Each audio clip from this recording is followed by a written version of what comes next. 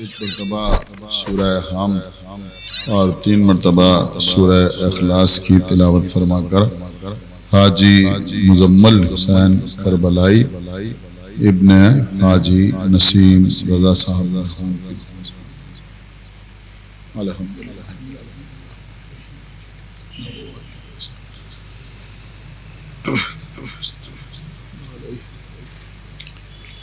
علیہم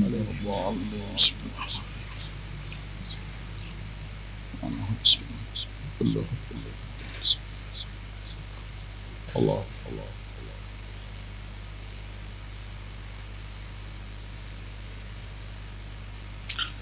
اور حضرات ایک گزارش اور ہے کہ آج کراچی میں ہماری پھوپھی کا انتقال ہو گیا. آپ حضرات سے گزارش ہے کہ ایک مرتبہ سورہ حمد اور 3 مرتبہ سورہ اخلاص کی تلاوت فرما کر وقار فاطمہ زیدی ابن سید محمد تقی زیدی صاحب الحمدللہ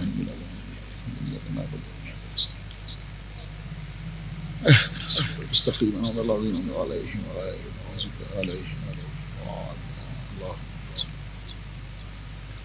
صلی اللہ علیہ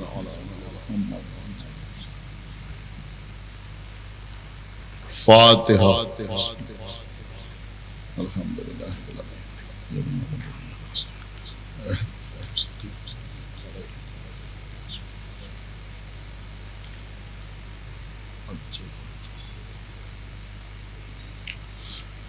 اعوذ باللہ السمیع العلی العظیم من الشیطان اللعین الرجیم بسم اللہ الرحمن الرحیم الحمدللہ الذی هدانا لهذا وما كنا لنهتدي لولا أن هدانا الله لقد جاءت رسل ربنا بالحق الصلاة والسلام على صاحب الدين والإسلام والحل والغرام والركن والمقام والصلاة والصيام والسجود والقيام والشريعة والأحكام والحجة والبرهان والمحبة والعرفان والحق والبيان والكتاب والقرآن سیدنا و نبینا و شفیعنا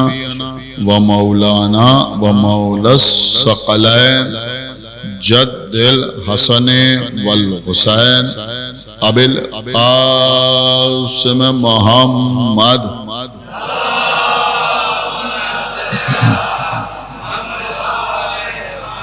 وعلى اہل بیتہ الطیبین الطاہرین المعصومین المظلومین المنتخبین المنتجبین الذین اذهب اللہ عنہم الرجس وطہرہم تطہیرا.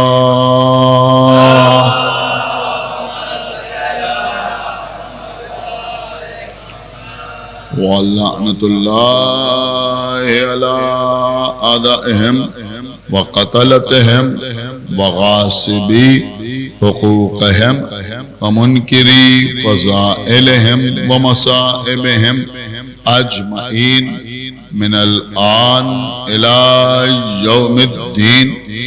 أَمَّا بَعْدُ فَقَدْ قَالَ اللَّهُ سبحانہ تبارک وتعالی فی کتابہ المجید وفرقانہ الحمید وقولہ الحق. بسم اللہ الرحمن الرحیم. ثم اورثنا الکتاب الذین اصطفینا من عبادنا صلوات محمد.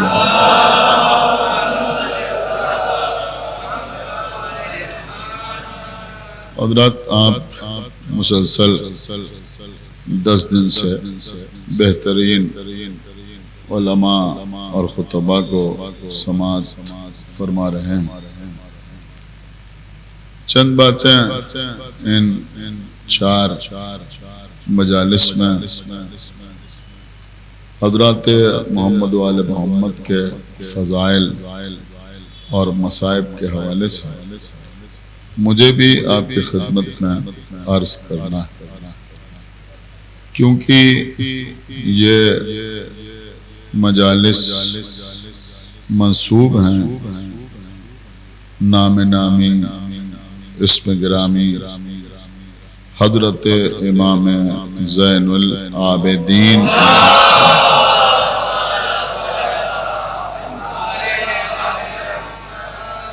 جو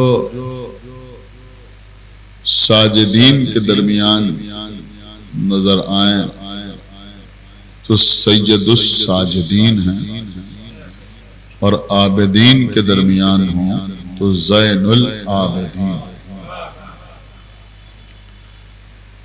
سب سے زیادہ مشہور لقب امام چہارم کا زین العابدین، یعنی عابدین کی زینت. میں چاہتا ہوں کہ آج تھوڑا سا تبصرہ یا تھوڑا سا تذکرہ عابدین کا ہو جائے. دیکھیں میں نے اس سال ان مجالس کے لیے جس آیت کو سرنامہ سخن قرار دیا ہے یہ بہت ہی مشہور اور معروف آیت ہے. نہ معلوم کتنی مجالس آپ نے اس آیت کے عنوان پر سماعت فرمائی ہوں، اور میں نے خود بھی آپ کے سامنے اس آیت کے ذیل میں اس سے پہلے بہت عرض کیا. سورہ فاطر کی آیت ہے، ارشاد ہو رہا ہے کہ اور ہم نے اپنے بندوں میں سے کچھ بندوں کو چن لیا، منتخب کر لیا، ان کا اصطفیٰ کر لیا، ان کو مصطفیٰ بنا دیا، اور ان کو ہم نے اپنی کتاب یعنی قرآن کا وارث بنا. دیکھیے اللہ نے جو انتخاب کا اعلان کیا وہ یہ کہہ کے نہیں کیا کہ ہم نے انسانوں میں سے کچھ انسانوں کو چن لیا، ہم نے اولاد آدم میں سے کچھ کا انتخاب کر لیا، بلکہ اللہ نے کہا من عبادنا، ہم نے اپنے بندوں میں سے کچھ بندوں کو چن لیا.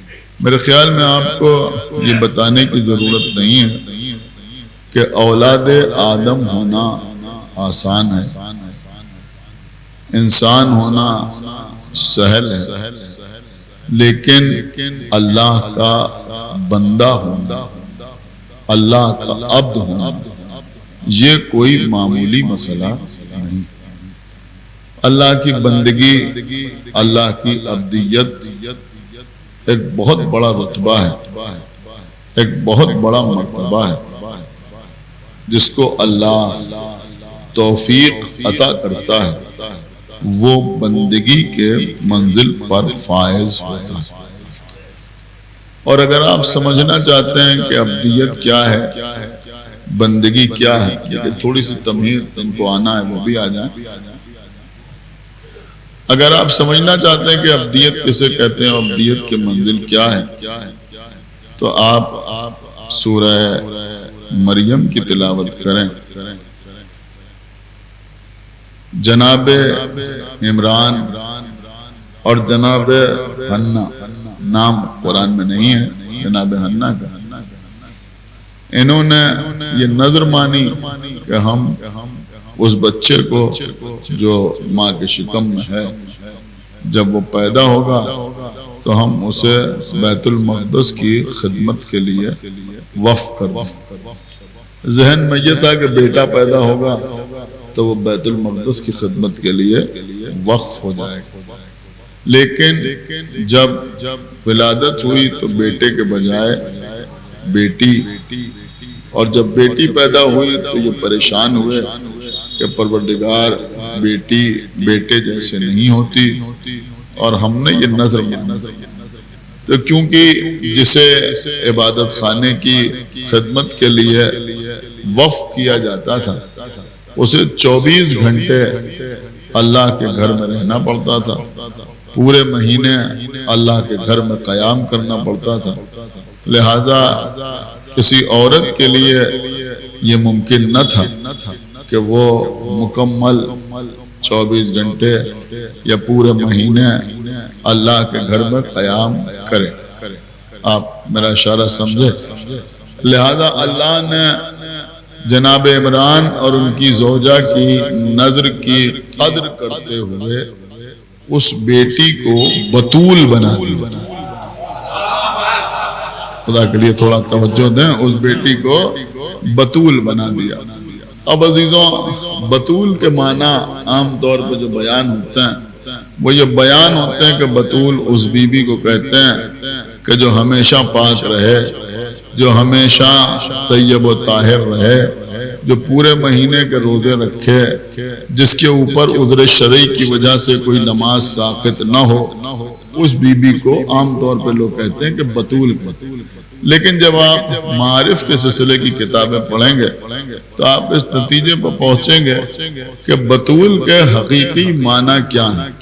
کہ بتول اس بیوی کو کہتے ہیں کہ جس کی زندگی کا لمحہ لمحہ صرف اور صرف اللہ کے لیے وقف۔ کیا سبحان، صلوات پڑھے بڑھ محمد تھوڑا سا متوجہ ہو جائیں، جس کی زندگی کا لمحہ لمحہ صرف اللہ کے لیے وقف، اللہ کے علاوہ اس کی زندگی میں کسی اور کا کوئی تصور نہ ہو، اس کی زندگی کا ہر قدم، ہر نفس صرف اور صرف اللہ کے لیے ہو۔ تو اللہ نے جناب مریم کو بتول بنایا، اور میرے خیال میں آپ یہ بات جانتے ہیں کہ قرآن مجید میں بہت سی خواتین کا تذکرہ ہوا ہے، لیکن نام جو لیا گیا ہے وہ صرف جناب مریم کا لیا گیا۔ جناب مریم کے علاوہ قرآن میں کسی اور بیوی کا نام موجود نہیں ہے۔ تو اللہ نے مریم کو بتول بنایا، لیکن جناب مریم کی شادی نہیں ہوئی، جناب مریم کا عقد نہیں ہوا۔ تو کیوں مریم کی شادی نہیں ہوئی، کیوں مریم کا عقد نہیں ہوا؟ تو اس کا جواب یہ ملا کہ اللہ کو مریم کا کوئی کفو نظر نہ آیا، لہذا اللہ نے مریم کو کنوارا رکھنا پسند کیا، لیکن کسی غیر کفو سے اگلے بھائی تھوڑا بیدار ہو، یہ کسی غیر کفو سے مریم کی شادی ہو جائے یہ گوارا نہ کیا۔ بڑے بڑے علماء نے ایک جملہ لکھا کہ کیونکہ مریم بتول تھی، اور بتول کا مطلب ہے وہ بیوی کہ جس کی زندگی کا لمحہ لمحہ اللہ کے لیے وقف ہو، اس بیوی کو بتول کہتے ہیں۔ لہذا کسی انسان کے گھر میں پیدا ہونے والا بتول بیوی کا کفو نہیں ہو سکتا۔ آپ کہیں پہنچے یا نہیں پہنچے؟ خدا کے لیے تھوڑا بیدار ہو جائیں کہ کیونکہ مریم بتول ہیں، اور بتول کا مطلب ہے کہ ان کی زندگی کا لمحہ لمحہ اللہ کے لیے وقف ہے، لہذا کسی انسان کے گھر میں پیدا ہونے والا اس بیوی کا کفو نہیں ہو سکتا۔ اللہ نے دو ہی بیویوں کو بتول بنایا، یا تو مریم کو بتول بنایا یا بی بی فاطمہ زہرا کو بتول بنایا۔ سمجھ رہے ہیں آپ؟ بی بی فاطمہ زہرا کو بتول بنایا چونکہ مریم کا کوئی کفو نظر نہیں آیا، لہذا جب فاطمہ دنیا میں آئیں، تو اب یہاں بھی مسئلہ وہی تھا کہ یہ بی بی بھی بتول ہیں، لہذا اب کسی بندے کے گھر میں پیدا ہونے والا اس بی بی کا کفو نہیں ہو سکتا، لہذا اللہ نے علی کو اپنے گھر میں بھیجا۔ ایک صلوات پڑھے محمد وآل محمد۔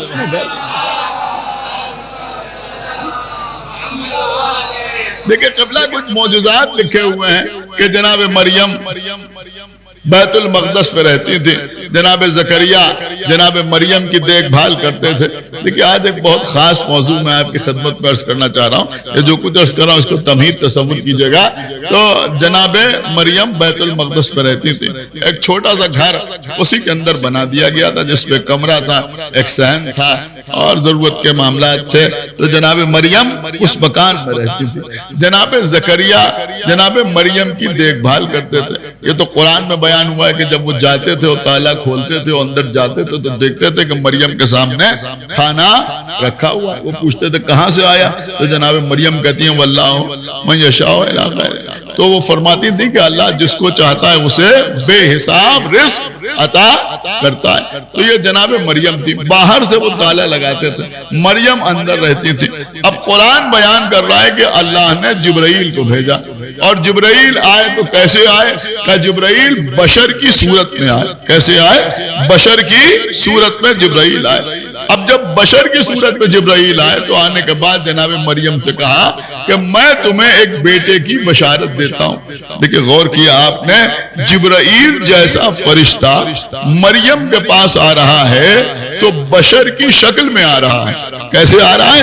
بشر کی شکل میں آ رہا ہے۔ اب اگر کوئی کہے کہ بھئی جبرائیل بھی ہمارے جیسے ہو گئے،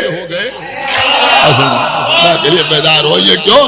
کہ اس لیے کہ بشر کی شکل میں آئے تو ہمارے جیسے ہو گئے۔ تو جبرائیل کیا کہہ رہے ہیں کہ میں تمہیں ایک بیٹے کی بشارت دیتا ہوں۔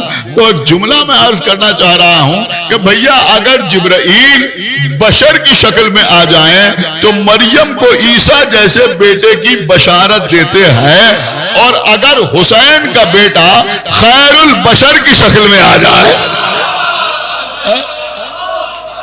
تو دین کو زندگی عطا کرتا ہے۔ ایک صلوات پڑھے بر محمد و آل محمد۔ دین کو زندگی عطا کرتا ہے۔ بہرحال وہ سارے معاملات آپ کے سامنے ہیں۔ اور جناب مریم نے کہا کہ مجھے تو کسی نے مس نہیں کیا اور میرے یہاں بیٹا کیسے پیدا ہوگا؟ تو کہا نہیں، اللہ نے مجھے بھیجا ہے اور رسول بنا کے بھیجا ہے۔ تو بہرحال جبرائیل نے بشارت دی جب وقت ولادت قریب آیا۔ لیکن حقیقت یہی ہے جو میں آپ کی خدمت میں عرض کر رہا ہوں، جو آپ سنتے رہتے ہیں وہ بھی اپنی جگہ پہ درست ہے، کہ جب وقت ولادت قریب آیا تو جناب مریم کو اتنی غیرت لاحق ہوئی کہ میری شادی نہیں ہوئی اور میرے یہاں بیٹا پیدا ہوگا، لہذا اللہ سے دعا کی کہ پروردگار میں اس گھر سے باہر جانا چاہتی ہوں تاکہ یہاں لوگ نہ دیکھیں کہ میرے یہاں بیٹا پیدا ہو رہا ہے۔ تو جناب مریم کی دعا کی وجہ سے، سمجھ رہے ہیں آپ، دعا کی وجہ سے معجزہ یہ ہوا کہ جناب زکریا جو باہر سے قفل ڈال کے گئے تھے وہ قفل اپنے آپ کھل گئی۔ کیا سنا خدا کے لیے بھائی توجہ چاہتا ہوں، وہ قفل اپنے آپ کھل گیا اور دروازہ بھی واہ ہو گیا۔ اس کا مطلب یہ ہوا کہ مریم کے لیے معجزہ یہ ہوا کہ آپ چاہیں تو گھر سے باہر چلی جائیں۔ سنا آپ نے؟ مریم کے لیے معجزہ یہ ہو رہا ہے کہ آپ چاہیں تو گھر سے باہر چلی جائیں، لیکن فاطمہ بنت اسد کا استقبال یہ ہو رہا ہے کہ خانہ کعبہ کی دیوار میں در بن رہا ہے کہ بی بی آپ اندر آ جائیں۔ تو بہرحال جناب عیسیٰ کی ولادت ہوئی، اور جب جناب عیسیٰ کی ولادت ہوئی اور لوگوں نے آنے کے بعد جناب مریم سے کہا کہ تمہارا خاندان تو ایسا نہیں تھا، یہ تمہاری آغوش میں بیٹا کیسے آ گیا؟ تو انہوں نے عیسیٰ کی طرف اشارہ کیا کہ ان سے پوچھو۔ تو جب انہوں نے پوچھا تو جناب عیسیٰ گویا ہوئے جناب عیسیٰ تو کیا بولے؟ کہ جناب عیسیٰ نے گویا ہو کے کہا کہ انی عبداللہ، میں اللہ کا بندہ ہوں، آتانی الکتاب وجعلنی نبیّا، میں اللہ کا بندہ ہوں، اللہ نے مجھے کتاب دی ہے اور اللہ نے مجھے نبی بنایا ہے۔ تو ایک بات سمجھ میں آئی کہ عیسیٰ نے اپنے صاحب کتاب ہونے سے پہلے، اپنے نبی ہونے سے پہلے اعلان کیا اپنی عبدیت کا۔ سمجھ رہا؟ تو یہ عبدیت کوئی معمولی درجے کی چیز نہیں ہے۔ اللہ نے تمام کے تمام انبیاء کو پہلے عبد بنایا، عبد بنانے کے بعد نبی بنایا۔ آپ جانتے ہیں کہ درجہ بدرجہ یہ جو خطابات ہیں، یہ جو عہدے ہیں، وہ آگے بڑھتے ہیں. اللہ نے ہر ایک نبی کو پہلے عبد بنایا, عبد بنانے کے بعد نبی بنایا. اب ان انبیاء میں اللہ نے 313 کو رسالت عطا کی.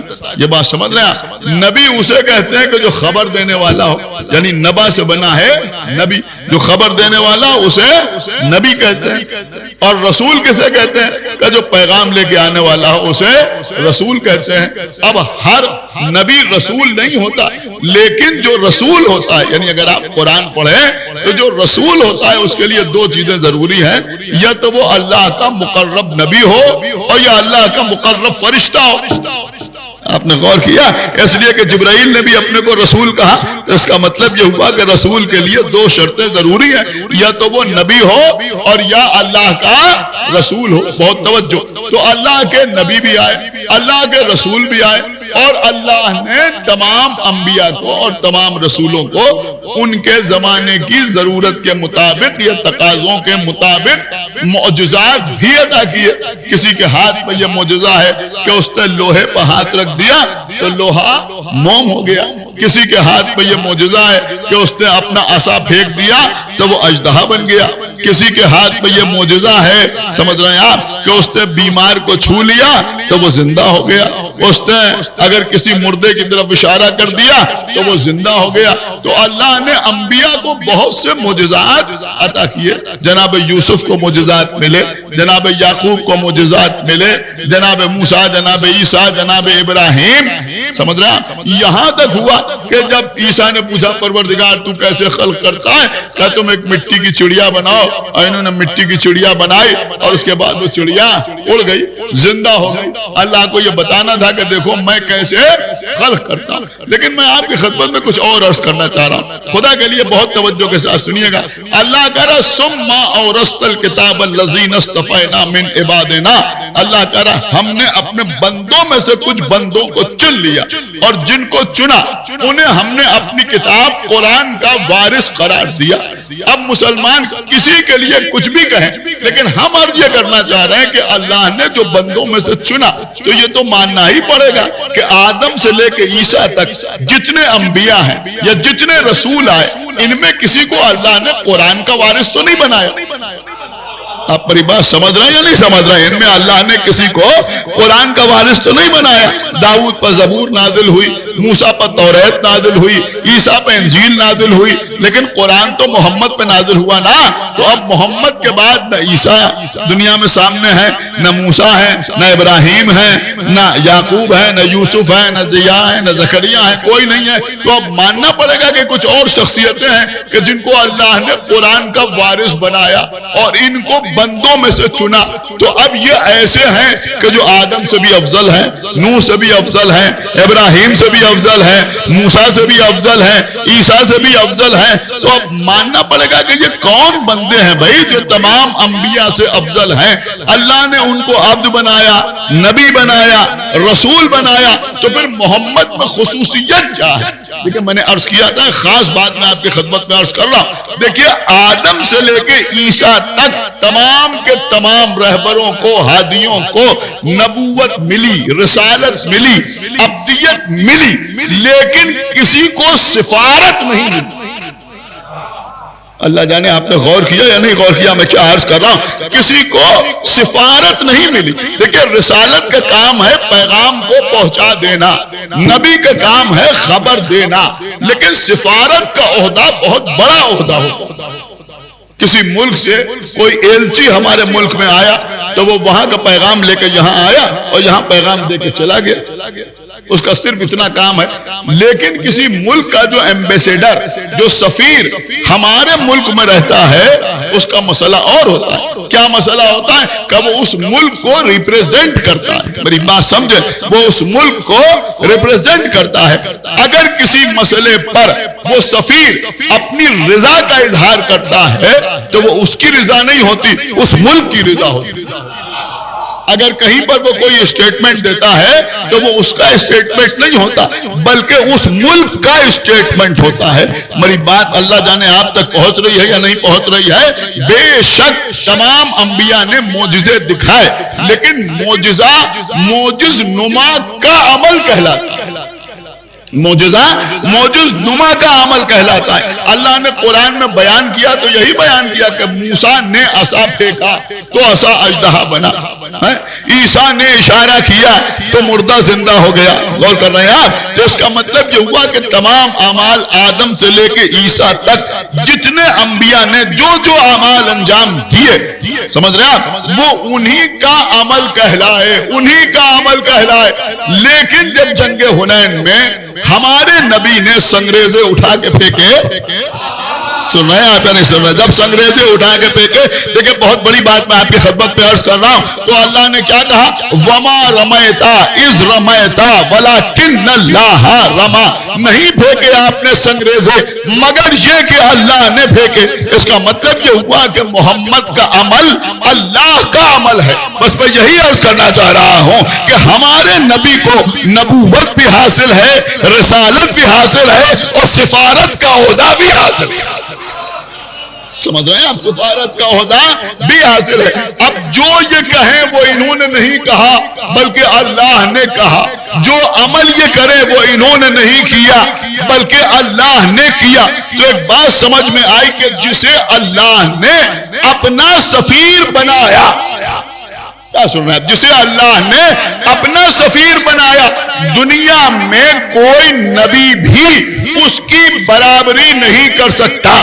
یہ سفارت کا عہدہ معمولی عہدہ نہیں ہے. جسے اللہ نے سفیر بنایا دنیا میں کوئی اس کی برابری نہیں کر سکتا, لیکن اللہ نے اس سفارت کے عہدے کو محمد کی ذات تک محدود نہیں رکھا بلکہ اللہ نے ان 14 کو اپنا سفیر قرار دیا. ان 14 کو اپنا سفیر قرار دیا. ان کا ہر عمل اللہ کا عمل ہے, ان کی رضا اللہ کی رضا ہے, ان کی مرضی اللہ کی مرضی ہے, ان کی صلح اللہ کی صلح ہے, ان کی جنگ اللہ کی جنگ ہے. اب آپ ہمیں بتائیں کہ جب ان 14 کے مقابلے میں کوئی نبی نہیں آ سکتا, تو اب اگر ان 14 میں کوئی کسی کو اپنا سفیر بنا لے,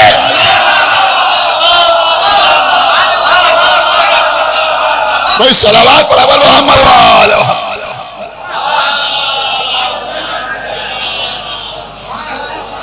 دیکھیں ایک صلوات اور پڑھ دے محمد وآلہ محمد.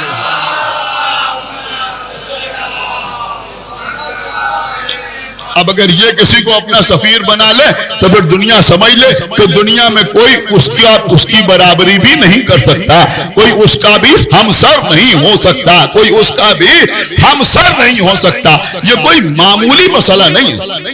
آپ میری بات سمجھیں, یہ کوئی معمولی مسئلہ نہیں ہے کہ آقا حسین جناب مسلم ابن عقیل کو اپنا سفیر بنا کے کوفے بھیج رہے. آپ میری بات سمجھے جو میں عرض کرنا ہوں, یہ کوئی معمولی مسئلہ نہیں. ایک صلوات اور محمد.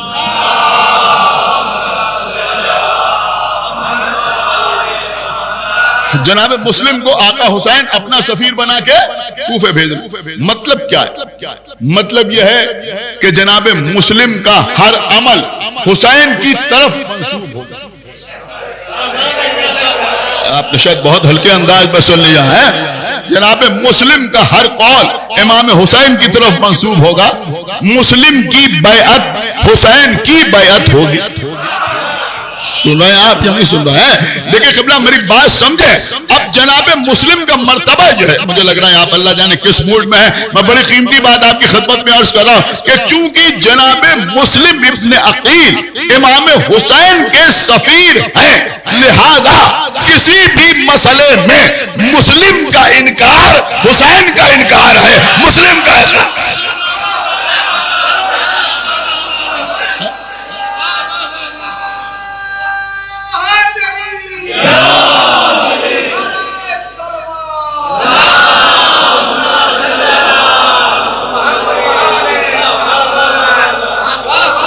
دیکھیں قبلہ, میں سمجھتا ہوں کہ شاید یہ کوتاہی ہمارے جیسے لوگوں کی ہے کہ ہم نے جناب مسلم کا تذکرہ فقط مصائب کے طور پر کیا. لوگوں نے سنا اور لوگ روئے, لوگوں نے گریہ کیا, لیکن جناب مسلم کی منزل کیا ہے, جناب مسلم کی معرفت کس حد تک ہمیں ہونا چاہیے, شاید ہم نے اس کے اوپر کبھی زور نہ دیا. سمجھ رہے ہیں؟ تو یہ جناب مسلم ابن عقیل، جناب مسلم کو امام حسین نے سفیر بنا کے بھیجا. کیا سن رہا ہے؟ سفیر بنا کے بھیجا.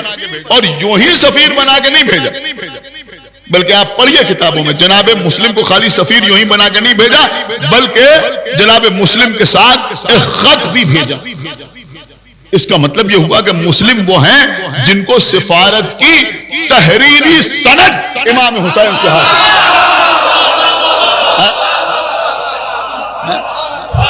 میں کچھ عرض کر گیا، یوں ہم فقہا کے پیروں کی خاک کے برابر نہیں ہیں، سمجھ رہے ہیں، ان کی جوتیاں ہمارے سر آنکھوں پر. لیکن میں ایک جملہ ضرور کہوں گا کہ سارے فقہا ایک طرف ہیں، لیکن حبیب وہ ہے جن کو حسین نے فقیہ کی سند دی.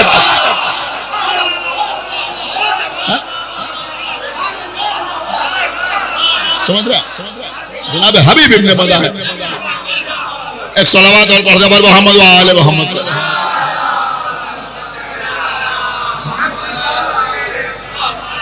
میری بات سمجھا؟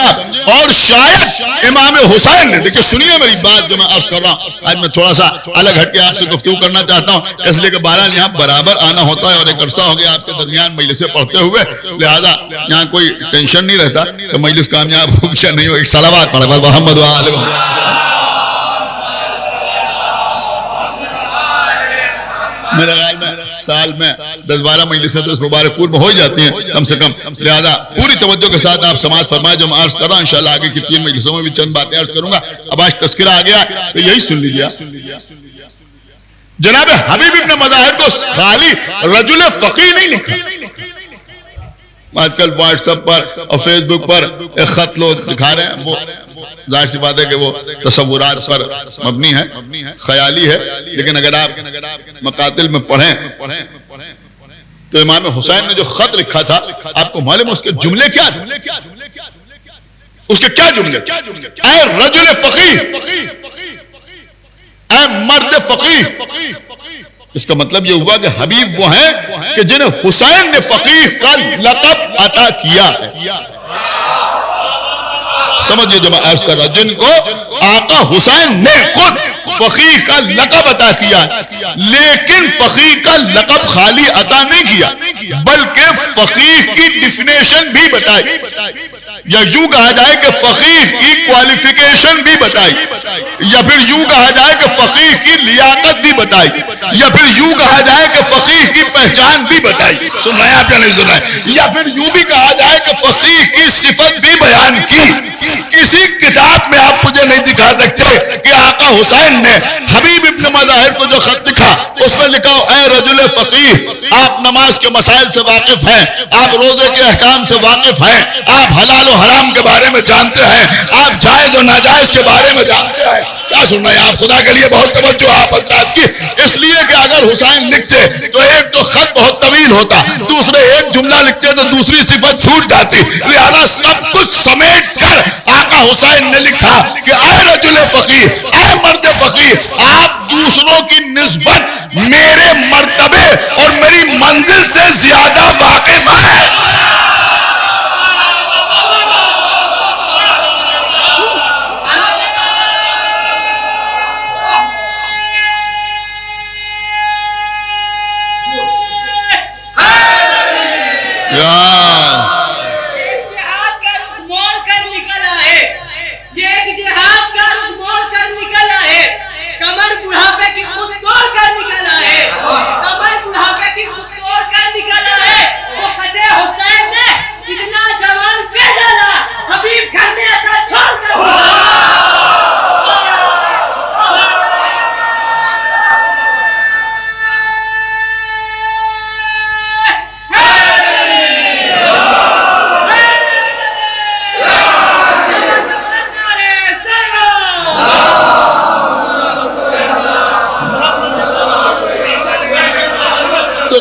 جس طرح سے جناب حبیب ابن مظاہر کو امام حسین نے فقیہ کا لقب عطا کیا، ایسے ہی جناب مسلم کو لکھ کے دیا کہ یہ میرا سفیر ہے.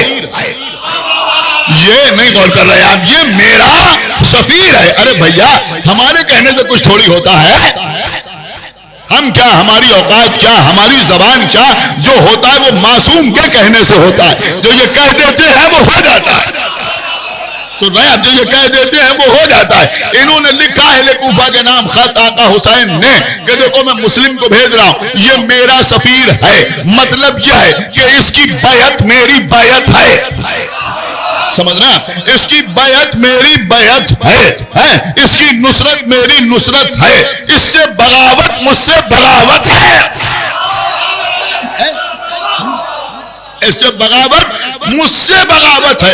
اب ظاہر سی بات ہے ماشاءاللہ آپ آمادہ ہو گئے، لہذا بہت قیمتی بات میں آپ کی خدمت میں عرض کر رہا ہوں. لیکن قبلہ ہوتا یہ ہے کہ مثلا آپ نے ہم کو مبارک پور مجلس پڑھنے کے لیے بلایا اور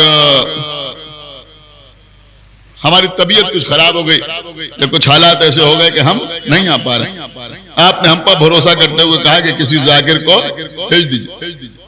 ہم نے کسی ذاکر کو بلایا، اس نے کہا کہ آپ مبارک پور چلے جائیں، 4 مجلسیں آپ کو پڑھنا ہے. اب جب ہم کسی کو بھیج رہے ہیں تو اس نے کہا بھائی ہم پہلی بار مبارک پور جا رہے ہیں.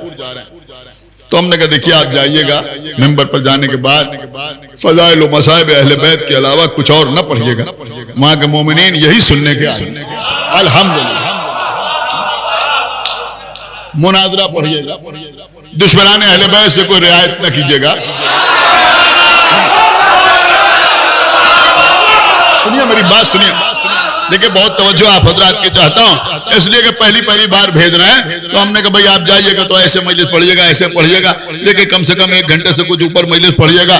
آدھے گھنٹے 35 منٹ میں نہ اتر آئیے گا. تمام ہدایات ہم نے اس کو دی. ہم نے کہا دیکھیں مصائب بھی تھوڑا دیر تک پڑھیے گا، لوگ گریہ کر لیں. سب اس کو سمجھا بجھا کے ہم نے یہاں بھیجا. وہ آیا، اس سے یہاں مجلس پڑھی. بہت توجہ.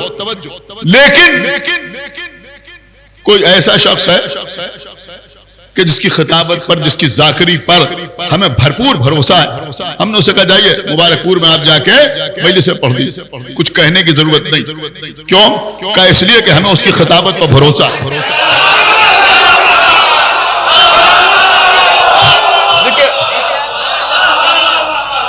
اگر بات سمجھ میں آ جائے تو داد دینے میں بخالت نہ کیجیے گا. بڑی قیمتی بات میں آپ کی خدمت میں عرض کر رہا ہوں. آقا حسین نے سنے عزیزوں مسلم کا مرتبہ کیا ہے. کیا الٹی سیدھی باتیں لوگ کیا کرتے ہیں. جناب مسلم کا مرتبہ کیا ہے سنیے مجھ سے کہ آقا حسین نے جناب مسلم کو کوفے بھیجا. کہے کے لیے بھیجا؟ آپ جائیے وہاں کے حالات سے مجھے مطلع کیجیے. کسی کتاب سنیے گا جو میں عرض کر رہا ہوں، پوری ذمہ داری کے ساتھ. نہایت پڑھے لکھے لوگ بیٹھے ہوئے ہیں اور ظاہر سی بات ہے کہ آپ نے اتنی مجلسیں سنی کہ اگر کوئی کوتاہی کر دے تو آپ ٹوکنے والے موجود ہیں. کسی کتاب میں کوئی نہیں دکھا سکتا کہ آقا حسین نے جناب مسلم سے کہا کہ آپ کوفے جائیے گا تو فلاں کے گھر میں قیام کیجیے گا. کیا سن رہے ہیں؟ مسجد میں نماز پڑھانے کا موقع ملے تو اس طرح نماز پڑھائیے گا. خطبہ دیجیے گا تو اس میں یہ کہیے گا. لوگوں کو میری بیعت کی دعوت دیجیے گا تو یہ جملے استعمال کیجیے گا. اگر لوگ آپ کی بات مانیں تو یہ کیجیے گا. اگر لوگ آپ سے منحرف ہو جائیں تو آپ کا عمل یہ ہو. اگر لوگ صلح پہ آمادہ ہوں تو یہ کر لیجیے گا. اگر لوگ جنگ پہ آمادہ ہوں تو آپ جنگ کیجیے گا یا واپس آ جائیے گا. اگر جنگ کیجیے گا تو کیسے جنگ کیجیے گا. اگر لوگ ملے تو جنگ کیجیے گا مثلا، یا نہ ملے تو واپس آ جائیے گا. یا تنہا جنگ کیجیے گا، میدان میں جنگ کیجیے گا، یا گلی میں جنگ کیجیے گا. کیا سن رہے ہیں آپ؟ کوچے میں جنگ کیجیے گا یا پھر مقتل میں جنگ کیجیے گا. شہادت پیش کیجیے گا یا اپنے آپ کو بچا لیجیے گا.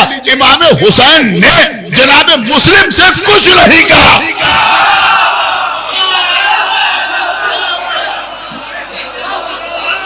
نہیں قبلہ شاید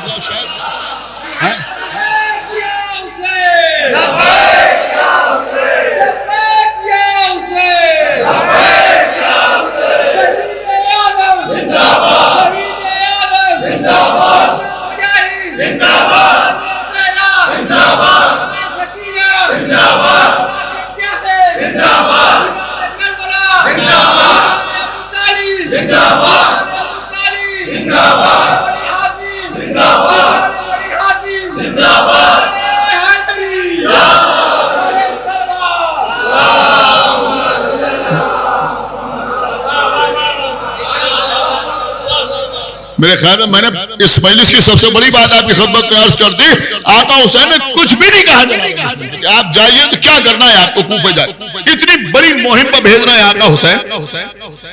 دیکھیں اس سے پہلے تمام مسائل ہیں. میں کیا آپ کی خدمت میں عرض کر دوں. جناب سلمان کو مولا علی بھیج رہے ہیں, غور کر رہے ہیں. مالک اشتر کو گورنر بنا کے بھیج رہے ہیں. محمد ابن ابی بکر کو والی مصر بنا کے بھیج رہے ہیں. غور کیجئے گا جو بات میں عرض کر رہا ہوں, باقاعدہ نصیحت نامے موجود ہیں. سن نہیں رہے ہیں کیا عرض کر رہا ہوں. خدا کے لیے بھائی بیدار ہوئیے, نہج البلاغہ پڑھیے, تمام نصیحت نامے موجود ہیں. آپ وہاں جائیے گا تو یہاں قیام کیجئے گا, وہاں قیام نہ کیجئے گا, ان کی دعوت قبول کیجئے گا, ان کی دعوت نہ قبول کیجئے گا, ان کے ساتھ یہ سلوک کیجئے گا, ان کے ساتھ وہ سلوک کیجئے گا. ہے یا نہیں ہے بتائیے آپ.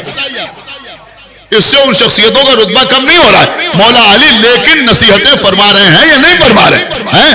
سارے نصیحت نامے موجود ہیں. لیکن جب امام حسین نے جناب مسلم کو بھیجا تو کوئی نصیحت نامہ ہے؟ ارے بھیا سند نامہ تو ہے, سند نامہ تو ہے, لیکن نصیحت نامہ نہیں ہے. آقا حسین مسلم کو بھیج رہے ہیں. کیوں کہ حسین کے بھائی ہیں, اپنے بھائی کو بھیج رہے ہیں, سفیر بنا کے بھیج رہے ہیں. اب جناب مسلم کو مکمل اختیار ہے کہ کوفے میں جا کے جہاں چاہیں وہاں قیام کریں, جس کے چاہیں اس کے مہمان ہوں, جیسے چاہیں ویسے خطبہ دیں. اگر کوئی موقع سامنے آ جائے, صلح کا موقع ہو تو کیا کریں, جنگ کا موقع ہے تو کیا کریں, سارے اختیارات حسین نے جناب مسلم کو دے دیے. اب یہ سب کچھ سمیٹ کے میں جملہ عرض کر رہا ہوں. میرے خیال میں جو ابھی تک خاموش تھا مجمع, شاید وہ بھی خاموش رہے گا کہ جناب مسلم پر امام حسین علیہ السلام کا یہ بھروسہ ہمیں یہ جملہ کہنے کے لیے مجبور کرتا ہے کہ مسلم ابن عقیل, اب میں پورا نام جان بوجھ کے لے رہا ہوں تاکہ آپ کو لطف ہو جائے, کہ مسلم ابن عقیل ابن ابی طالب,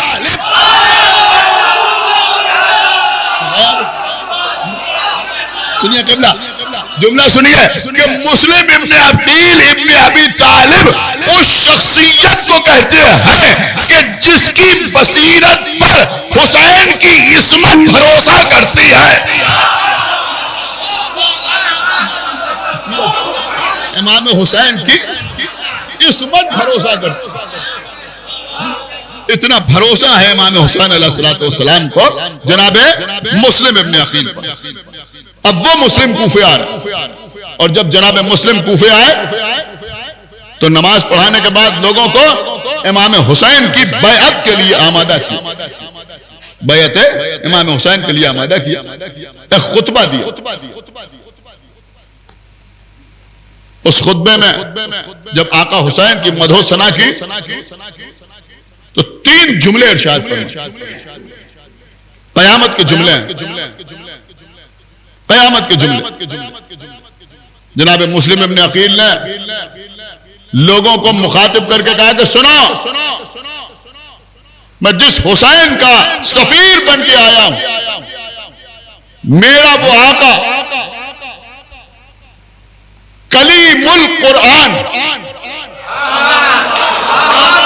اللہ اکبر. یہ کیا عزیزوں, آپ فضائل سنتے ہیں آقا حسین کے فضائل, ان کے سفیر کی زبانی ملاحظہ فرمائیں. جناب مسلم کہتے ہیں کہ میرا آقا کلیم القرآن.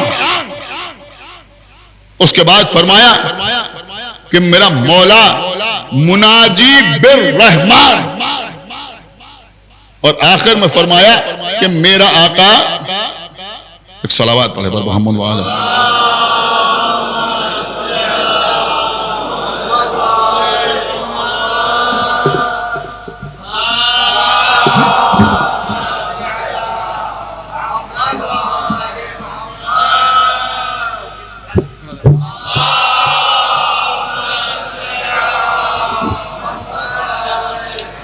تو فرمایا کہ میرا آقا مناجی بالرحمان, دیکھیں آپ میری طرف متوجہ رہے, مناجی بالرحمان کلیم القرآن, اور آخر میں فرمایا کہ میرے آقا حسین حلیف الایمان. دیکھیں قبلہ, ہو سکتا ہے یہاں بیٹھے ہوئے بچوں نے شاید جناب مسلم کے سلسلے میں اتنے تفصیلات نہ سنے ہو, پوری توجہ کے ساتھ آپ سماعت فرمائیں. فرمایا کہ میرا مولا حلیف الایمان, بس میں خود میں نہیں سنا سکتا آپ کو، لیکن ان 3 جملوں کی شرح آپ تھوڑی سی ملاحظہ فرمائیں۔ سب سے پہلے فرمایا کہ میرا مولا کلیم القرآن، کلیم القرآن، کلیم کا مطلب کیا ہوتا ہے؟ بات کرنے والا۔ جناب موسیٰ کون ہے؟ کلیم اللہ۔ کیوں کلیم اللہ؟ کلیم اللہ کا مطلب کیا ہوتا ہے؟ اللہ سے بات کرنے والے۔ دیکھیں سمجھیں، لوگ اس کا ترجمہ یہ کر دیتے ہیں کہ امام حسین کو کلیم القرآن کہا، مطلب یہ تھا کہ حسین قرآن کے ذریعے کلام کرتے ہیں۔ اب یہ مجمع داد نہ دے گا تو کہیں باہر سے کوئی نہیں آئے گا داد دینے کے لیے۔ ارے بھیا، قرآن کے ذریعے بات کرنے والی تو حسین کے گھر کی کنیز فضہ ہے۔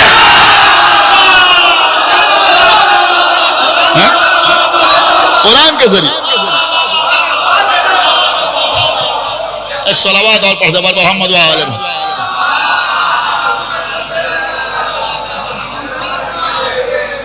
قرآن کے ذریعے کلام کرنے والی تو جناب فضہ ہے، جو امام حسین کی والدہ کی کنیز ہے۔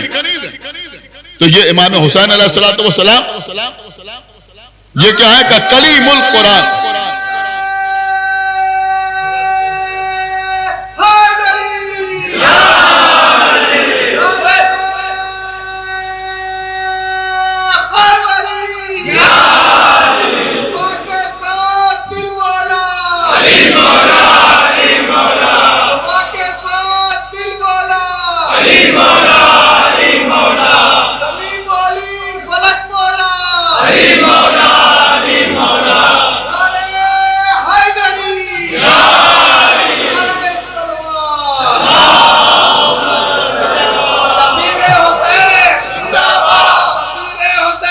زندہ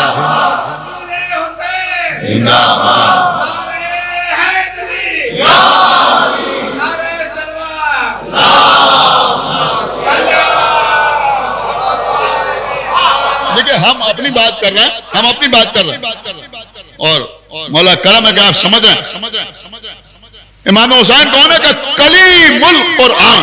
جناب موسیٰ کون؟ کلیم اللہ۔ کلیم اللہ کا مطلب کیا ہوتا ہے؟ کلیم اللہ کا مطلب وہ اللہ سے باتیں کرنے والے، اللہ سے باتیں کرنے والے۔ آقا حسین کون ہے؟ کلیم القرآن، یعنی قرآن سے گفتگو کرنے والے، قرآن سے باتیں کرنے والے۔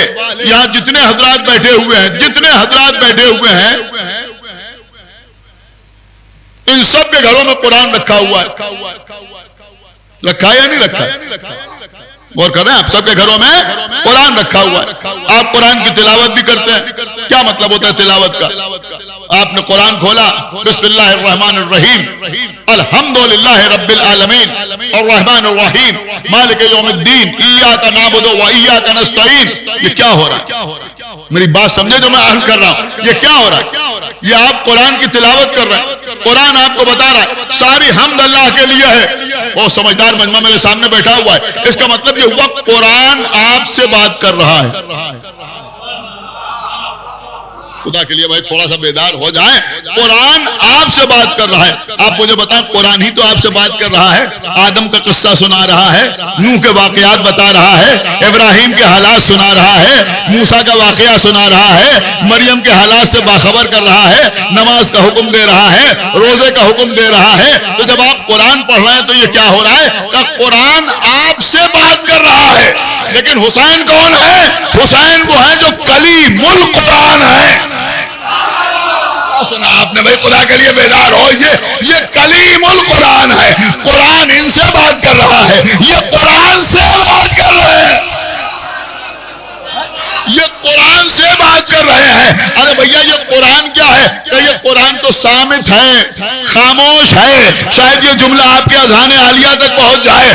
ارے جو قرآن ساری کائنات کے لیے صامت ہوتا ہے، حسین کے سامنے آتا ہے تو ناطق ہو جاتا ہے۔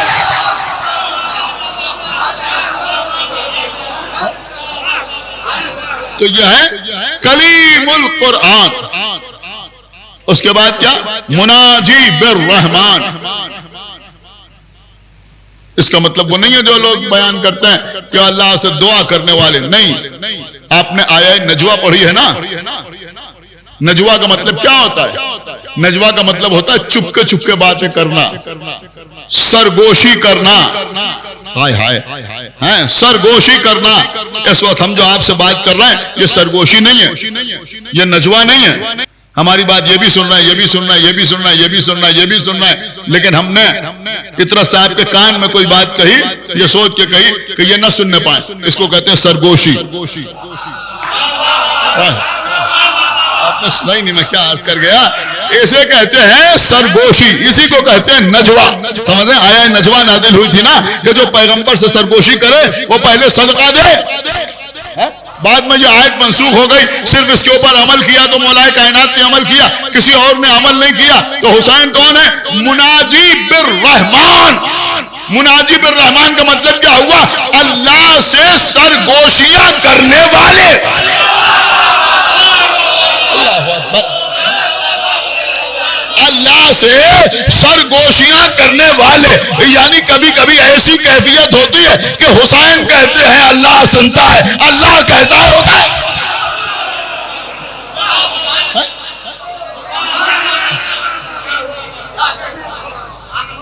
سنیے قبلہ، یوں ہی نہیں ہے مسئلہ، آقا حسین نماز پڑھ رہے ہیں، امام حسین نماز پڑھ رہے ہیں، کتاب کا نام ہے المبین، آقا حسین نماز پڑھ رہے ہیں، اس پر لکھا ہے۔ ایک شخص سامنے سے گزر گیا، جب سامنے سے گزرا تو کسی نے اسے ڈانٹا، تم نے دیکھا نہیں وہ نماز پڑھ رہے تھے اور تم سامنے سے گزر گئے۔ جب نماز تمام ہوئی تو اس سے پوچھا کہ تم نے اسے کیوں ڈانٹا، تم نے اسے کیوں ڈانٹا؟ اس نے کہا نماز پڑھ رہے تھے، اب وہ آپ کے سامنے سے گزر گیا۔ دیکھیں میثم زیدی کا جملہ تو آپ کو مکمل اختیار ہے، جیسے چاہیں ویسے سنیں، لیکن آقا حسین کا جواب سنیے، قسم خدا کی ہماری جانیں قربان۔ جیسے ہی اس نے کہا کہ ہم نے اس لیے ڈانٹا کہ وہ آپ کے نماز کے سامنے سے گزر گیا، آپ نماز پڑھ رہے تھے وہ سامنے سے گزر گیا، کہا سنو، کائنات میں مخلوق میں کسی کی اتنی حیثیت نہیں ہے کہ میرے اور اللہ کے درمیان حائل ہو جائے۔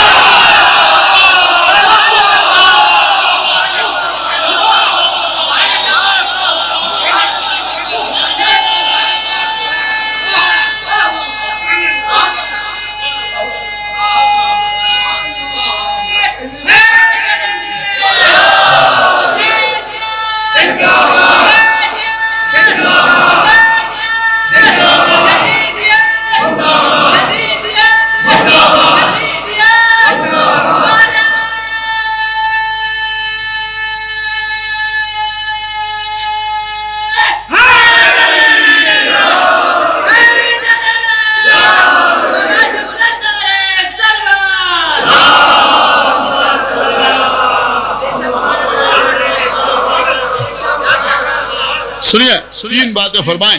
پہلی بات کیا فرمائی کہ حسین کون ہے؟ کہ کلیم القرآن، قرآن سے بات کرنے والے۔ دوسرا جملہ کیا فرمایا؟ حسین کون ہے؟ کہ مناجی بالرحمان، اللہ سے سرگوشیاں کرنے والے۔ پھر فرمایا حسین ہے حلیف الایمان۔ حلیف الایمان کا مطلب کیا ہوا؟ حلیف کہتے ہیں حلف اٹھانے والے، قسم کھانے والے، سوئرن کرنے والے، شپت لینے والے، حلیف کہتے ہیں۔ حسین کون ہے؟ حلیف الایمان۔ عرب میں ایک قبیلہ دوسرے قبیلے کا حلیف ہوتا تھا۔ حلیف کا مطلب کیا ہوتا تھا؟ حلیف کا مطلب یہ ہوتا تھا یہ ان کے حلیف ہیں۔ ایک قبیلہ حلف اٹھاتا تھا۔ کیا حلف اٹھاتا تھا؟ حلف اٹھاتا تھا کہ اگر ان پر کبھی کوئی آنچ آئی، اگر کبھی یہ قبیلہ خطرے میں آیا تو ہم ان کی مدد کرنے کے لیے آئیں گے۔ بس قبلہ بات تمام ہو رہی ہے، تو ہم ان کی مدد کرنے کے لیے آئیں گے۔ حسین کون ہے؟ حسین ہے حلیف الایمان۔ ایک بات سمجھ میں آئی کہ ایک قبیلہ ہے ایمان، اس کے حلیف کا نام ہے حسین۔ آپ شاید سن نہیں رہے ہیں، اس کے حلیف کا نام ہے حسین۔ اب حسین نے یہ حلف اٹھایا کہ جب ایمان پر کوئی حرف آئے گا تو میں اس کی مدد کے لیے آؤں گا، میں اس کی مدد کے لیے آؤں گا۔ قبلہ یہ ایمان جو ہے یہ ظاہری طور پر بڑا کمزور سا قبیلہ ہے، شک کا حملہ ہوا اسے نقصان پہنچ گیا، شبہ نے حملہ کیا اسے نقصان ہو گیا، کسی نے کوئی جملہ کہہ دیا ایمان خطرے میں آ گیا۔ کیا سمجھا؟ آپ دیکھیں دنیا میں دیکھیں، امام حسن عسکری علیہ السلام کے زمانے میں ایک شخص آیا پادری، وہ خالی ہاتھ اٹھاتا تھا پانی برسنے لگتا تھا، پانی دیکھ کے لوگوں کا ایمان خطرے میں آ گیا۔ اس کا مطلب یہ ہوا یہ ایمان جو ہے یہ بڑا کمزور سا قبیلہ ثابت ہوتا ہے ہمارے لیے۔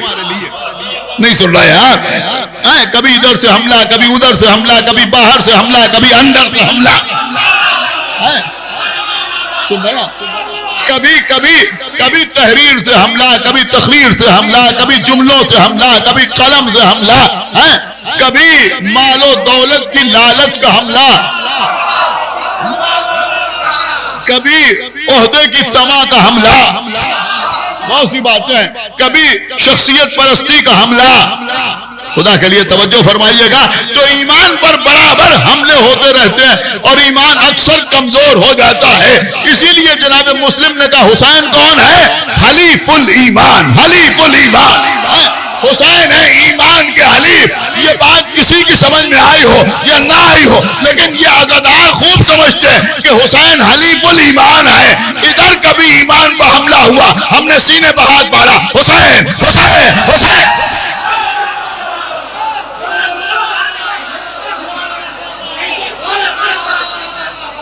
صلوات پڑھ بر محمد وآل محمد۔ حسین حسین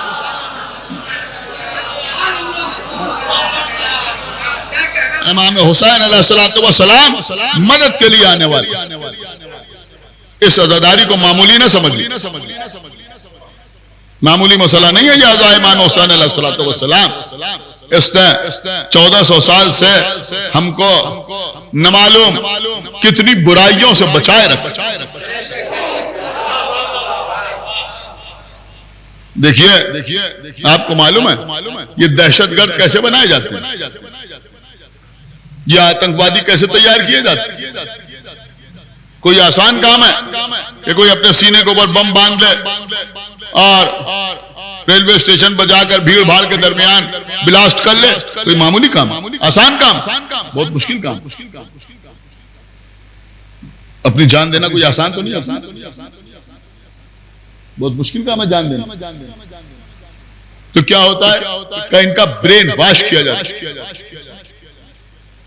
جب مثلاً جو AK-47 لے کے آ گیا انہوں نے چلا دی تو ان کو بھی معلوم ہوتا ہے کہ ہم بھی مارے جائیں گے، گرفتار ہو گئے تو ہمیں پھانسی کی سزا ہو جائے گی،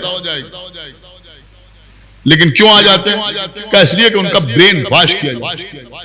کیا کیا جاتا ہے یہ بھی میں بتاؤں آپ کو، کیا کیا جاتا ہے؟ کہ پہلے ان کو کچھ ویڈیوز دکھائی جاتی، کچھ کلپس دکھائی جاتی، دیکھو تمہاری قوم کے لوگوں پر یہاں ظلم ہو رہا ہے، یہاں مارے جا رہے ہیں، بچے یتیم ہو رہے ہیں، گھر جلائے جا رہے ہیں، لوگوں کو کھینچ کے لے جایا جا رہا ہے، عبادت نہیں کرنے دی جا رہی ہے، تو وہ سب دکھا کر ان کا برین واش کیا جاتا ہے۔ پھر وہ کہتے ہیں ہم کیا کریں؟ تو ان سے کہا جاتا ہے تم یہ کرو۔ غور کر رہے ہیں آپ؟ تب وہ دہشت گرد بنتے ہیں، تب وہ دہشت گرد بنتے ہیں۔ خدا کے لیے بات کو سمجھیے گا ضرور جو میں عرض کر رہا ہوں کہ 1400 سال سے آپ مجھے بتائیں دنیا میں کہیں کتنے ہی ظلم ہو، لیکن کیا کربلا سے زیادہ کہیں ظلم ہو سکتے ہیں؟ ہو سکتے ہیں کہیں کربلا زیادہ ظلم، لیکن 1400 سال سے ہمارے علماء، ہمارے خطبہ، ہمارے ذاکرین، آپ سن نہیں رہے، اپنے مجمع کو کربلا کے مصائب سنا رہے ہیں۔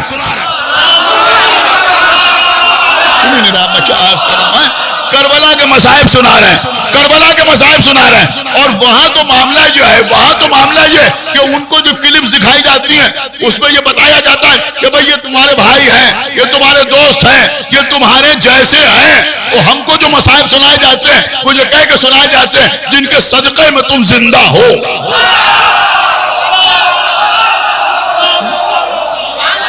جو تمہارے آقا ہیں، جو تمہارے مولا ہیں، جو تمہارے امام ہیں، جس خاندان کے تم غلام ہو، ان کے اوپر یہ ظلم ہے کہ ان کا لاشا پامال کیا جا رہا ہے.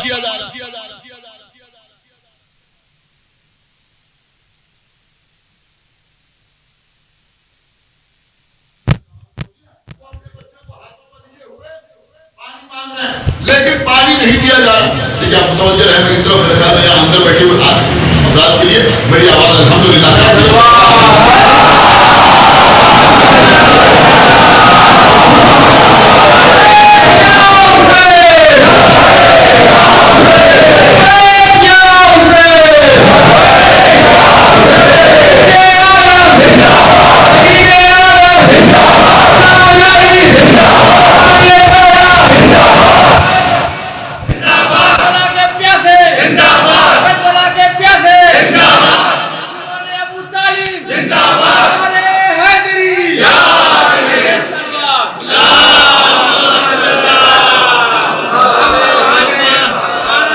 تو ہمیں 1400 سال سے مصائب کربلا سنائے جا رہے ہیں. سن رہے ہیں یا نہیں سن رہے؟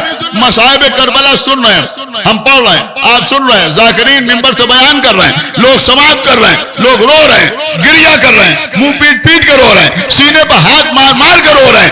لیکن اتنے مصائب سننے کے باوجود یہ عزاداری ہم میں سے کسی کو دہشت گرد نہیں بننے دیتی.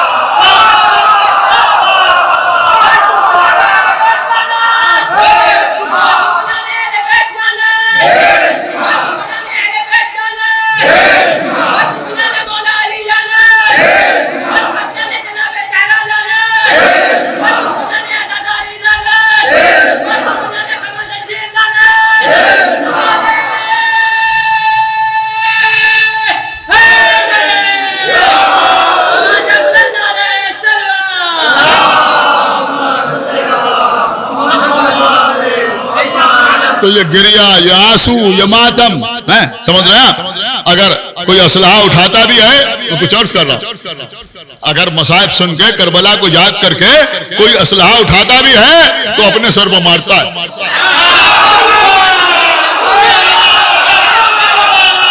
کچھ غور کیا آپ نے؟ ایک صلوات پڑھو محمد وآلہ محمد.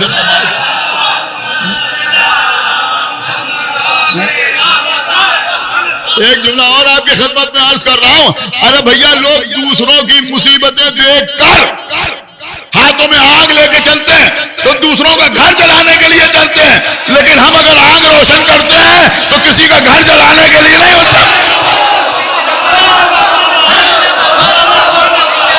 تو یہ ہے عزائے امام حسین علیہ السلام. ہو سکتا ہے کسی کے ذہن میں یہ آئے کہ جناب مختار ثقفی نے کربلا والوں کا انتقام لیا یا نہیں لیا. بے شک انتقام لیا جناب مختار.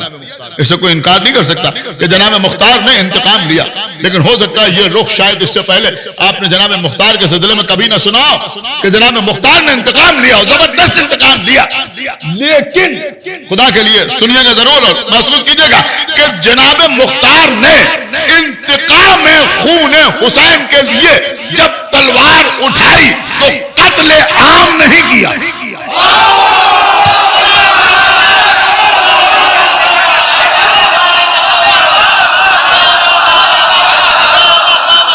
دیکھیں میری بات سمجھے آپ نے، قتل عام نہیں کیا. یہ نہیں کہا کہ بھائی کوفہ میں جتنے لوگ ہیں سب کا خون مباح ہے، سب کو قتل کر دو. شام والے قتل امام حسین میں شریک تھے، جو شامی ملے اس کا سر اڑا دو. دہشت گرد یہی تو کرتے ہیں. ظلم کس نے کیا؟ انتقام کسی سے لیا جا رہا ہے. لیکن جناب مختار نے قتل عام نہیں کیا. یہ نہیں کہا کہ جو ملے اس کی گردن کاٹ دو، بلکہ یہاں تو آپ پورا مختار نامہ پڑھیں. جس کو بھی قتل کیا پہلے اس سے یہ اقرار لے لیا کہ تو نے کربلا میں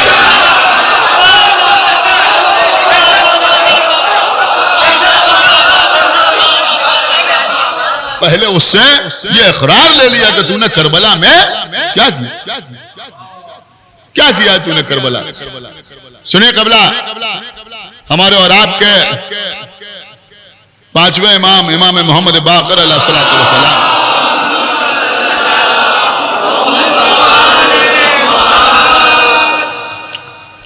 حضرت قائم کے حالات بیان فرما رہے ہیں،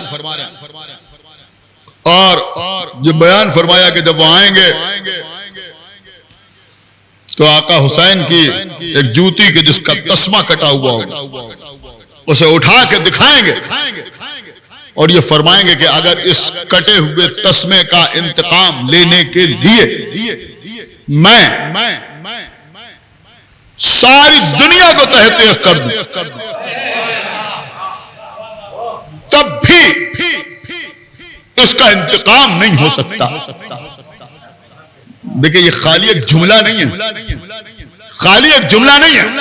جو آپ کے امام یہ بتائیں گے کہ ساری کائنات مل کر آقا حسین کی جوتی کے ایک تسمے کی برابری نہیں کر سکتی. اللہ اکبر.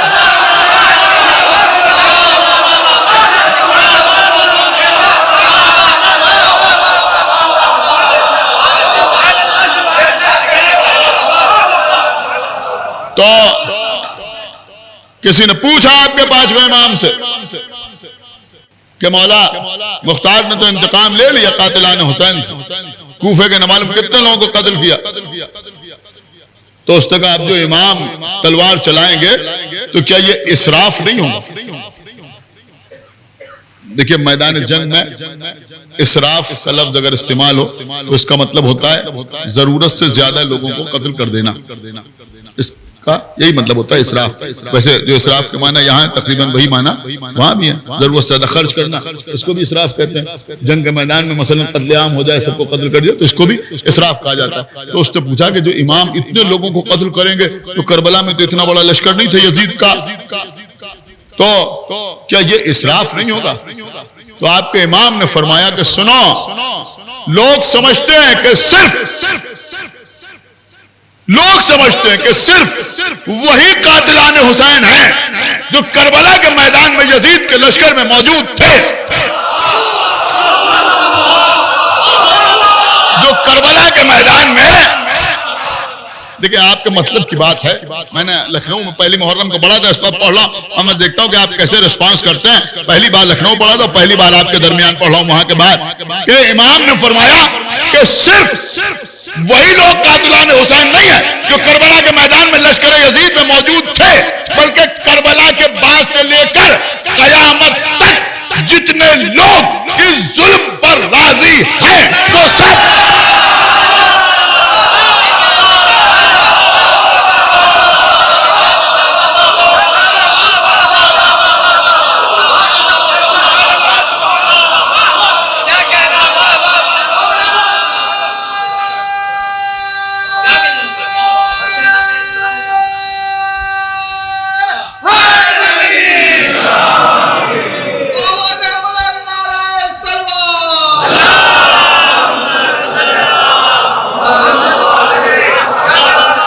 بس قبلہ باب فضائل میں آخری جملہ آپ کی خدمت پہ عرض کر رہا ہوں کہ بھائی وہ سب کے سب جو قتل حسین پر راضی ہیں ان کا شمار جب امام ظہور فرمائیں گے تو قاتلان امام حسین میں ہوگا، قاتلان امام حسین میں ہوگا.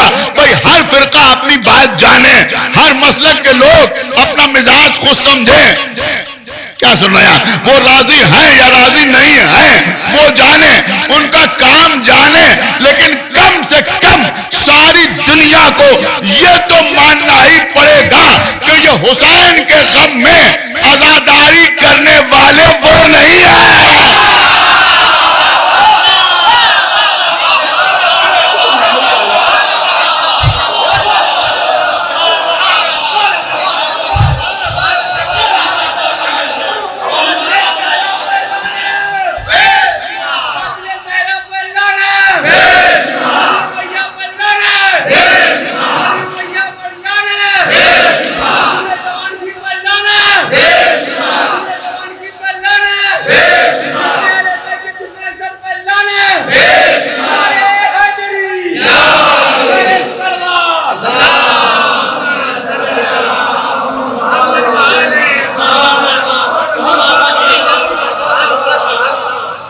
غور کیا آپ نے؟ تو کون سا ایسا ظلم تھا کہ جو کربلا میں زہرا کے لال پر نہ ڈھایا؟ ہاں عزیزوں، میں نے اس وقت ارادہ کیا تھا کہ میں آپ کے سامنے تھوڑی سی جناب مسلم کی جنگ پڑھوں گا، لیکن بہرحال دابن وقت پر گنجائش نہیں ہے۔ چند جملے مصائب کے اور مجلس تمام۔ قبلہ آقا حسین، کربلا کا میدان، کبھی لاش اٹھائی کبھی رو دی، اسی حال میں شاہ دن بھر رہے۔ کبھی اون کا لاشا، کبھی محمد کا لاشا، کبھی قاسم کی پامال لاش کے ٹکڑے، کبھی علی اکبر کے سینے سے برچی کی انی نکال رہے ہیں، کبھی عباس کے دونوں بازو ہاتھوں میں لے کر نجف کا رخ کر رہے ہیں۔ بابا 21ویں رمضان کی رات کو جو ہاتھ آپ نے میرے سپرد کیے تھے ان ہاتھوں کو قلم کر دیا گیا۔ جزاک اللہ، آپ کی آواز بلند ہو گئی۔ ہاں عزیزوں، ہمارے اور آپ کے چوتھے امام کربلا میں غشی کے عالم میں ہیں۔ پھپھی شانہ ہلا رہی ہیں، بیٹا سید سجاد دیکھو تمہارے بابا تم سے رخصت آخر کے لیے آئے۔ آنکھیں کھولی بابا، آپ رخصت آخر کے لیے آئے ہیں۔ اے بابا اون کہاں ہیں؟ مارے گئے، محمد قتل کر دیا، میرا بھیا علی اکبر شہید ہو گئے، حبیب ابن مظاہر مارے گئے، زہرقین قتل ہو گئے۔ ایک ایک کا نام لیتے رہے، حسین کہتے رہے قتل ہو گئے، قتل ہو گئے، قتل ہو گئے۔ آخر میں کوہنیوں پر زور دے کے پوچھا، میرے چچا عباس؟ اے بیٹا ان کے بھی نہر پشانے قلم ہو گئے۔ اے بیٹا یوں سمجھو کہ اب مردوں میں میرے اور تمہارے سوا کوئی باقی نہیں۔ انتہائی ہے کہ تمہارا 6 مہینے کا بھائی علی اصغر بھی قتل ہو گیا۔ پھپھی اماں میرا عصا لا دیجئے، میری تلوار لا دیجئے، کیا کرو گے؟ عصا سے تکیہ کروں گا، تلوار سے جہاد کروں گا۔ نہیں بیٹا تم بیمار ہو، تمہارے اوپر جہاد ساقط ہے۔ اے بیٹا جب قید شام سے چھوٹ کے مدینے جانا تو ہمارے شیعوں کو ہمارا سلام کہہ دینا، اور یہ کہہ دینا کہ شرط وفا یہ ہے کہ جب ٹھنڈا پانی پینا تو ہماری پیاس کو یاد کر لینا۔ جزاک اللہ۔ اور اس کے بعد عجب جملہ کہا کہ بیٹا ہمارے شیعوں سے کہہ دینا کہ میں نے تمہیں اس وقت بہت یاد کیا جب میرے ہاتھوں پر میرا 6 مہینے کا بچہ تھا، میں اپنے بچے کے لیے پانی مانگ رہا تھا، لیکن میرے بچے کو پانی نہیں دیا گیا بلکہ 3 بال کے تیر کا نشانہ بنایا گیا۔ عزیزوں یہی سبب ہے کہ آپ کے چوتھے امام کو زندگی بھر اس بات کا صدمہ رہا، ساری زندگی روتے ہوئے گزر گئے۔ کربلا کے بعد 35 سال امام دنیا میں رہے، 35 سال روتے رہے۔ یوں تو کربلا کے ہر صدمے کا غم تھا، لیکن 3 باتیں ایسی تھیں کہ جس کا صدمہ بہت زیادہ تھا۔ ایک تو جب کسی نے پوچھا مولا سب سے زیادہ مصیبتیں کہاں پڑیں، سب سے زیادہ مصائب کہاں پڑے، تو 3 مرتبہ فرمایا الشام الشام الشام۔ اب فرماتے تھے کہ شام کا بھرا ہوا دربار تھا جہاں میری پھپھی زینب کے سر پر رضا موجود، جہاں شمر ملون بیویوں کا تعارف کرا رہا تھا، یہ ام رباب ہیں، یہ ام لیلہ ہیں، یہ سکینہ ہیں، یہ رقیہ ہیں، یہ علی کی بڑی بیٹی زینب ہے۔ دوسرا کس بات کا صدمہ تھا کہ جب معلوم ہوا کہ مختار قاتلان حسین سے انتقام لے رہے ہیں تو یہ نہیں پوچھا کہ خولی کو مارا یا نہیں مارا، یہ نہیں پوچھا کہ سنان ابن انس کو مارا یا نہیں مارا، یہ نہیں پوچھا کہ حسین ابن نمیر کو قتل کیا یا نہیں قتل کیا، یہ نہیں پوچھا کہ شمر کو مارا یا نہیں مارا، بلکہ پوچھا کہ یہ بتاؤ کہ ہرملہ بھی مارا یا نہیں مارا۔ اس کا مطلب یہ ہوا کہ یہ ملعون ہرملہ اس کے لیے امام زین العابدین کیوں پوچھ رہے ہیں کہ بڑا صدمہ ہے 6 مہینے کے بچے کی شہادت کا، اس لیے کہ حسین نے بھی آخر وقت پہ کہا تھا کہ میرے شیعوں سے کہہ دینا کہ میں نے تمہیں اس وقت بہت یاد کیا جب میرے ہاتھوں پر 6 مہینے کے بچہ. جزاک اللہ، آپ کی آوازیں بلند ہو گئیں. عزیزوں 6 مہینے کے بچے کی شہادت، ساری شہادتیں ایک طرف ہیں لیکن علی اصغر کی شہادت ایک طرف ہے. عزیزوں امام حسین نے شاید کسی کے اتنے قریب سے تیر لگتے نہ دیکھا جتنے قریب سے علی اصغر کے تیر لگتے. امام حسین بچے کے لیے پانی مانگ رہے ہیں، جب کوئی جواب نہ آیا تو کہا اچھا اگر تم سمجھتے ہو کہ اس کے بہانے میں پانی پی لوں گا تو لو میں اسے جلتی ہوئی زمین پر لٹائے دیتا ہوں، تم خود آ کے پانی پلا دو. بچے کو جلتی ہوئی ریت پر لٹایا. حسین چند قدم پیچھے ہٹے، بچہ لیٹتے کے ساتھ ہی کروٹیں بدلنے لگا. باپ کا دل تھا آگے بڑھ کے اٹھا لیا اور اس کے بعد فرمایا بیٹا تم بھی تو حجت خدا کے بیٹے ہو، انہیں بتا دو کہ میں پیاسا ہوں. علی اصغر نے اپنی خوش زبان اپنے خوش ہونٹوں پر پھیرنا شروع کی. عزیزوں ہرملہ سے پہلے عمر سعد نکل کے آیا، آواز دی آئینہ آئینہ ہرملہ اختا کلام الحسین. عزیزوں ہرملہ نے 3 بال کا تیر چلہ کمان میں جوڑا. بس عزیزوں مقتل کا ایک جملہ سنا رہا ہوں، زندگی بھر رونے کے لیے کافی ہے کہ تیر بڑا تھا اور بچہ چھوٹا تھا. مجھے تیر آ کے لگا تو تیر کا ایک پھل علی اصغر کی گردن میں لگا، دوسرا پھل علی اصغر کے کان میں پیوست ہوا اور تیسرا پھل حسین کے بازو میں لگا. حسین نے تیر کو نکالا، چلو میں خون لیا، چاہا زمین کی طرف پھینکیں، زمین نے انکار کیا، چاہا آسمان کی طرف پھینکیں، ادھر سے بھی انکار ہوا. خون کو چہرے پر ملا، فرمایا روز قیامت میں نانا سے اسی طرح ملاقات کروں گا. عزیزوں آپ سنیں گے صاحب مالی السبتین نے لکھا حسین یہ کہہ رہے تھے کہ ہرملہ نے دوسرا تیر چلہ کمان میں جوڑا اور حسین کے لبوں کو نشانہ بنا کے چلایا. عزیزوں لبوں سے خون بہ رہا تھا، آستین سے خون کو پوچھا، بچے کو ہاتھوں پر لیا، خیمے کی طرف بڑھے. شاید یہی مناظر تھے جو آپ کے چوتھے امام فرما رہے ہیں کہ ہرملہ کو بھی مارا گیا یا نہیں مارا گیا. اور تیسری بات جس کا صدمہ بہت زیادہ تھا وہ کیا تھی کہ جب امام بازاروں میں نکلتے تھے اور دیکھتے تھے کہ کوئی ان کا ساتھ کسی گوسپند کو ذبح کرنے کے لیے لے جا رہا ہے تو آگے بڑھتے اس سے پوچھتے تھے بھائی تو اس جانور کو ذبح کرے گا؟